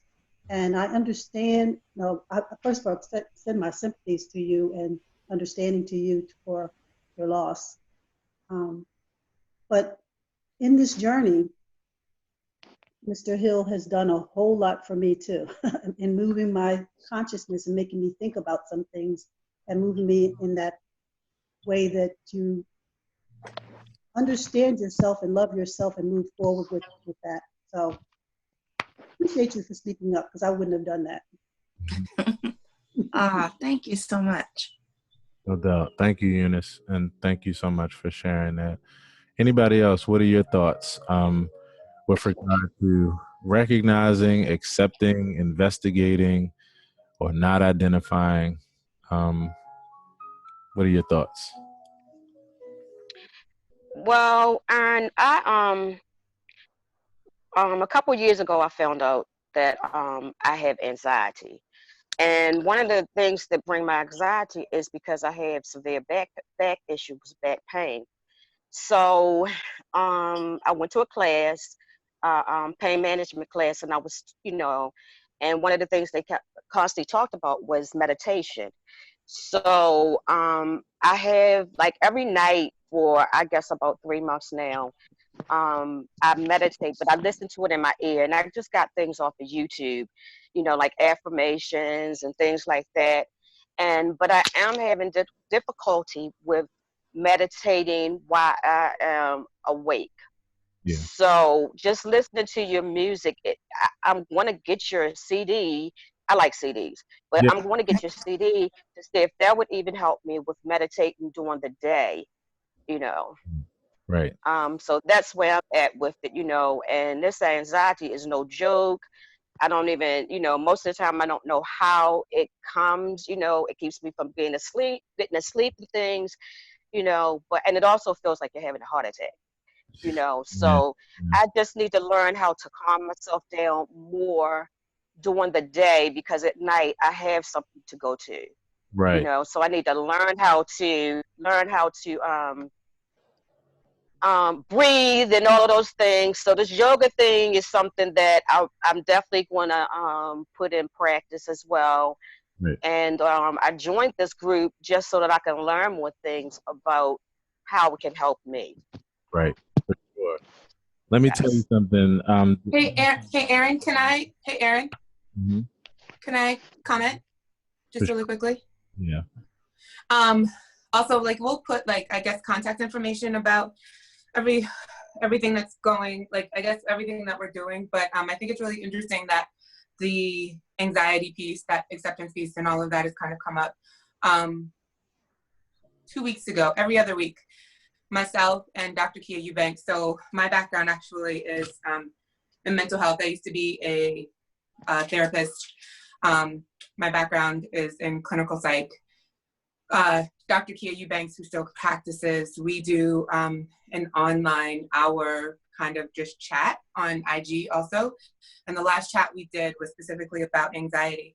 And we talked about the physiological effects of anxiety. We talked about stress and what it does. And so Aaron, you mentioned impulse. It's that fight or flight, that sympathetic nervous system, that activation of that just keeps, that's the part that's like, okay, I want to live, I need to survive. So yeah, I need to see that there's something going on in my head that is causing me some sort of stress or concern that could potentially hurt myself. And so I need to run or I need to fight, right? So that's something that our bodies, that's just the mechanism that we utilize. The thing is that a lot of times the world that we live in, we have to distinguish that kind of running from the lion on the Serengeti gives us the same response as not having enough money to get groceries at the grocery store. And so if we don't learn how to bring that down, even on a physiological level, we continue to have these psychological issues. Like I said, actually we're going to do it again this week, another talk. But the last talk Dr. Eubanks and I had was about generalized anxiety, situational anxiety, especially during this time. And, I can't remember who just was talking, but you're right.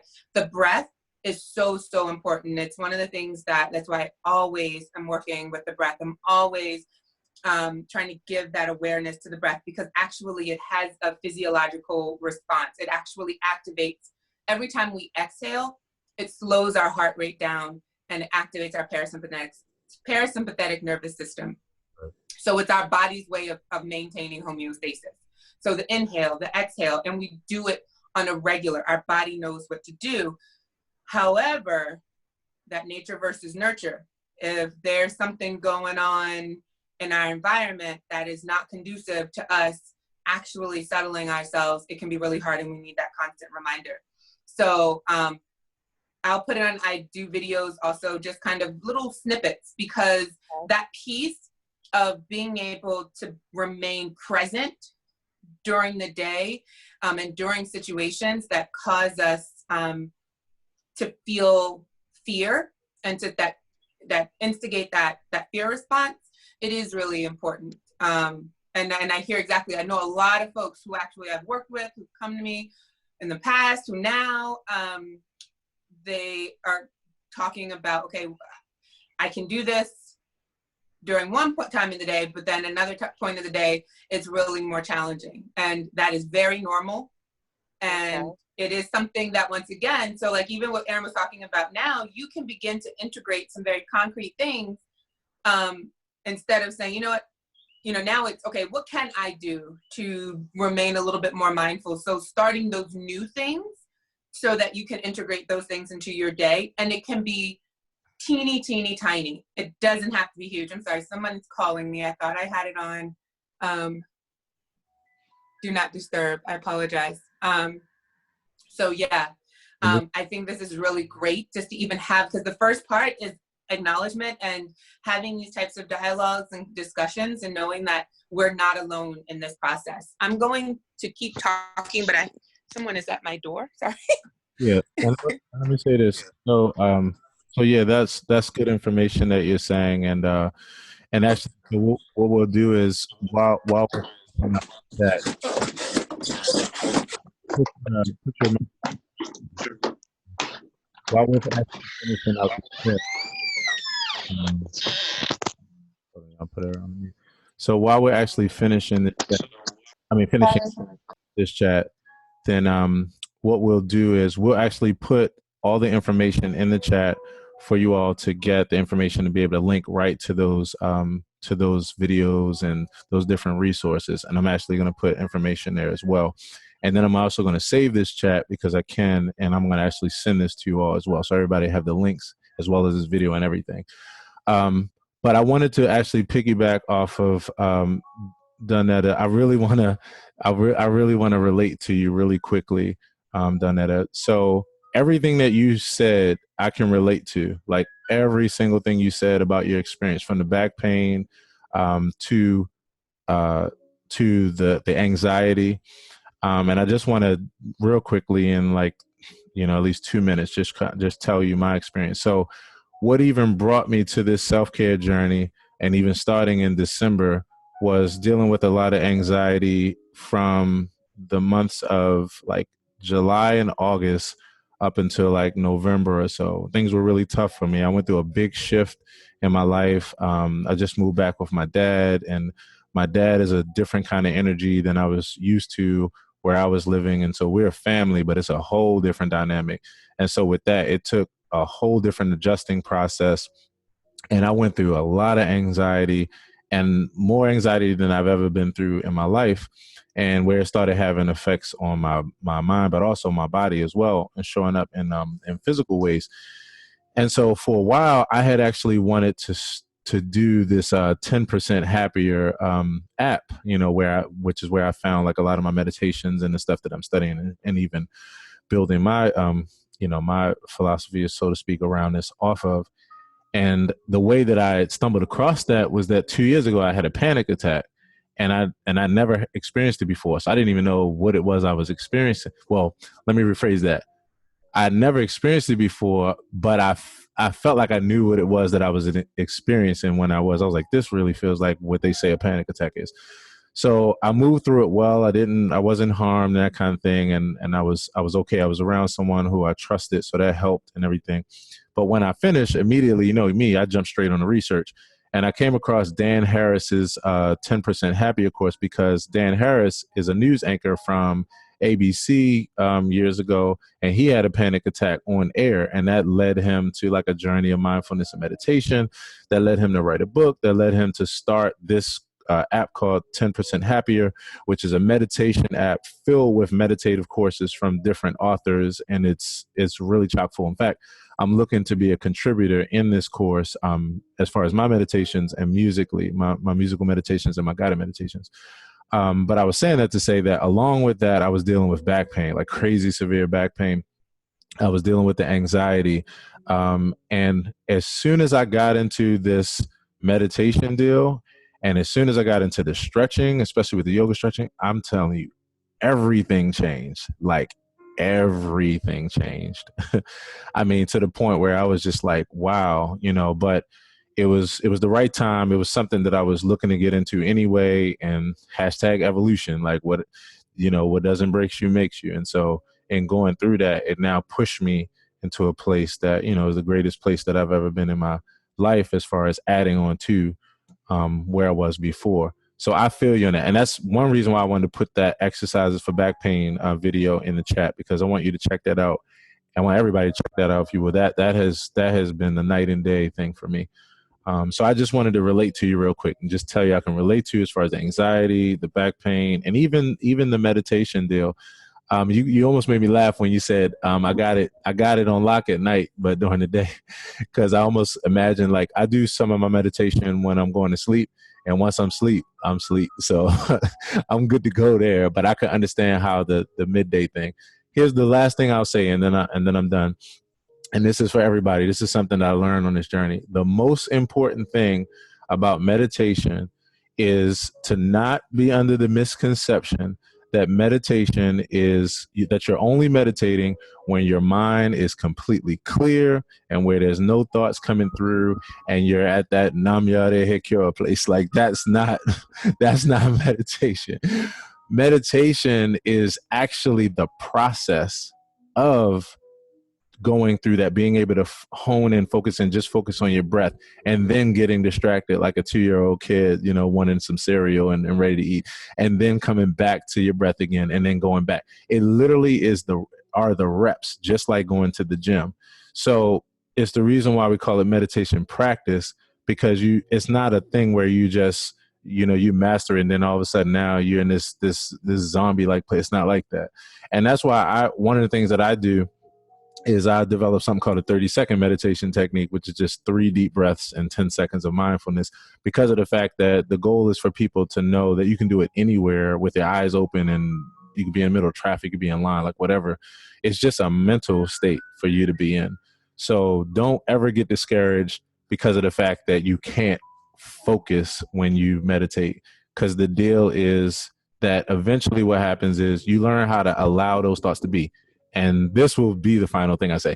The thing that I learned to really use as an analogy, I started seeing it like the difference between being beside a river flowing and where you're sitting there watching it and the river's flowing, and being in the river. All you're doing is practicing being on the side at times, so the thoughts don't stop. The very first thing that happens when you sit down to meditate is that your mind is like, finally, I got your attention. Now let's talk about all these things we got to take care of. Like, we got to get this done. We got to this done. You got to go there. You got to do this. You finally taking that mental break. So you're going to notice it's going to be hard, so to speak, to just stay focused on one thing. So the goal isn't to do that. It's just to actually allow that to happen. Observe yourself, like we said earlier, where you're observing yourself and just realizing the difference between like your thoughts and where you're trying to settle into. So yeah, I know that was more than 120 seconds, but what can I say? Short story long is what I like to say. Anybody else have any other thoughts? What are your thoughts? I learned to say that from my psychology teacher in Yale University, as opposed to saying, anybody have any thoughts? It's like, what are your thoughts? So anybody have any other thoughts? And then we'll wrap things up. All right. So on that tip, I'm going to unmute everybody. Unmute all. Okay. Can everybody hear me? Yes. Mm-hmm. Yep. Okay. So with that, I want to round out this experience by saying a couple things, and then we'll Karen, I can think. Was the first thing is that I'm going to put Sherry, if you're still there, if you can, in fact, I can actually do it. Let's see where the chat. I'm here. You here, Sherry? Okay. I'm going to put my website address in the chat, and what I'm asking or what I'm inviting you to do is, if you're able to visit my website. Oh, I shared that with you privately. I'm sorry. I meant to share it. Okay, I'll grab it. Okay. So what I'm doing is I'm sharing my website. My website is aaronhilltv.com. And if you're not already, I would like to invite you to join my mailing list. I share a lot of good things, but I don't share like every day or often, so I don't blow up your emails. But I'm asking that in order for me to stay in touch and in contact with you with regard to this, as well as the other things that come down the pike that's related to this kind of flow and the different things I do on a daily basis. The other thing that I want to share with you is I'm going to share my screen really quickly, and I'm going to show you something. I'm also going to put this in the chat as well. And that is I don't know if you all can see it because my screen is showing. Oh, okay, I see it now. Okay, so this is my social media information. I'm also going to put that in the chat as well. And so I'm on Facebook every day. I'm on Instagram every day. And I'm also on YouTube every day. So this is my info. And again, this video is being recorded, so you'll be able to come back and watch this as well in the archives. And then the next thing I want to share, and this is the back of that information, or the back of that card. And I believe you can see this. Wait a minute. Sorry. Yes, it is showing you. Okay. So this is the back of the card. This shows pretty much what I'm up to on a daily basis: daily music, motivation, information, education, and humor. And I've got a bunch of stuff that's a part of my personal brand every day. Everything that I do is to help as many people as possible. From the things that I know about music, to the things I know about business, to my podcast, to my chop ups, my quotes, my vlogs, and all kinds of things. So you can find this across all platforms as well. And I want to invite you to check those things out as well. And then, Aaron, can you show the front again so I can do a screen capture and put it in the chat, please? Okay, gotcha. And thank you. Action. Okay. And so that's that. And that really is about it. I am really excited. I'm really grateful to you all for joining me for this first experience. Like I said, I've been actually looking forward to this experience for a while. And so I was thinking about a way to actually close out the experience. And the first thing I want to do right before is there anyone that has any questions about anything? Also, Andy Pyatt, her information is going to be in the chat as well for you to check her out. And please follow her. She's got a lot of things going on. She's a writer. She's an author. She just wrote a children's book and released it in January. And things have been really moving for her, as well as her information on yoga and mindfulness and breathing. But last but not least, does anybody have any questions or any, or I'll say it this way, what are your questions and what are your final thoughts? And you can just unmute yourself and speak.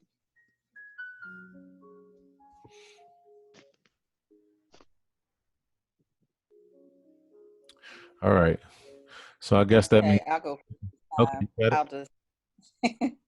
I just wanted to say thank you for this. This was very enjoyable, very relaxing for a Sunday afternoon.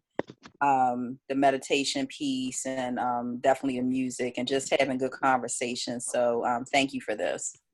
Thank you so much. And it means the world for you to join me, Nikki. You know, we go way back, and I wouldn't have it any other way than to have like some of my favorite people with me. And so that's what I have today. And so thank you so much, Nikki. I really, really appreciate you.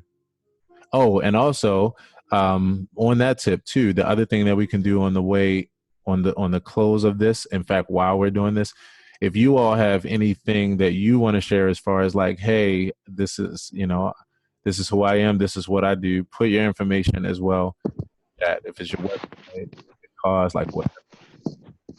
Again, my whole goal with this is for people to feel connected, you know, and communal in nature. So if anybody has anything you want to just feel like, hey, you know, this is more about me, check, you know, I would like to get connected. So thank you, Nikki. Anybody else have any other thoughts? All right. Well, I feel like this was great because I feel like even with me being a long person, I feel like I didn't go over too much. We're only 15 minutes over the 5 o'clock time. So I was thinking one of the things that I'm so enjoying about this concept is going to be the use of five, the use of the number five, and just the concept, and just kind of having some fun things to go along with that. So in a live experience, what I imagined was that when we greeted, one of the biggest greetings was the high five. In fact, that was like one of the main greetings, the high five. And so I was like, all right, so we're socially distancing and we can't touch each other. And that, you know, it is what it is. So it's funny because I was like, well, we could do like the Will Smith and Carlton thing. Y'all remember how they used to do that handshake and they go, psh. So I was like, yeah, we'll do the five. We'll do that five. And then also, one of the things that I wanted to, two ways we're going to close out the experience. One is to go back to the breath again. And we're going to take 5 deep breaths, 5 inhales, 5 exhales with the count of 5. So we're going to inhale for 5, we'll exhale for 5. And I'll probably have to do it this way so you can actually count. So I can count and breathe as well at the same time. Yeah, and that's how we're going to close out the experience. The last thing is that one of my favorite words right now is salud. And salud, S-A-L-U, just it means health. It's a Spanish word and it means health. And I knew it meant health, but I just found out from looking it up last week that it also means wealth and security. So it's a way of saying like, you know, be well and wishing good health and security as well. So I figured out the way we close it out is peace, be well, and salute, the high five. So on that tip, let's go ahead and settle in. You can, you know, close your eyes or not, because it's only going to be about 30 seconds, just whatever you feel. And we're going to take a deep breath in, count of 5. Inhale, you're going to inhale through your nose. And when you inhale, you're going to try to expand your stomach. A lot of times we're used to drawing our stomach in when we inhale. But when you're deep belly breathing, you actually want to expand your stomach while you're inhaling. And then when you exhale, then you're going to draw your stomach in. So let's take a deep breath in for a count of 5. Let's go in and out. In and exhale. Inhale. Exhale. 2 more. Let's inhale and exhale. Last final one. Deep breath in and exhale.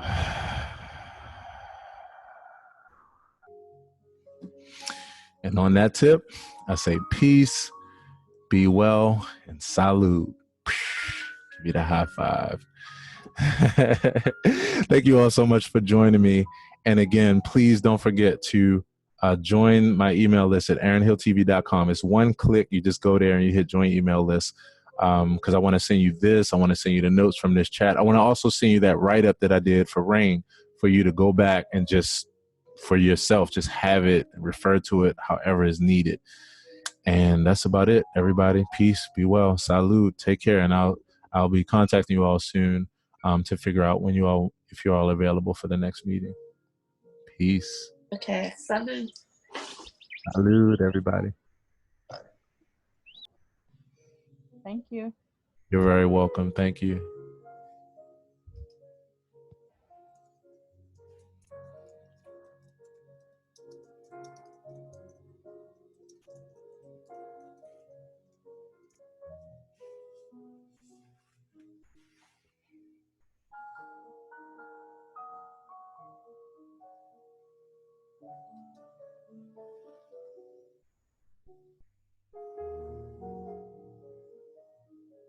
and I'll leave the chat open just for about maybe 60 more seconds if anybody want to leave anything there. Hey, Aaron. Yes. Any of the additional links that you wanted to post in there, you need to post before you close it. Right. Because you won't be able to add it post. Okay.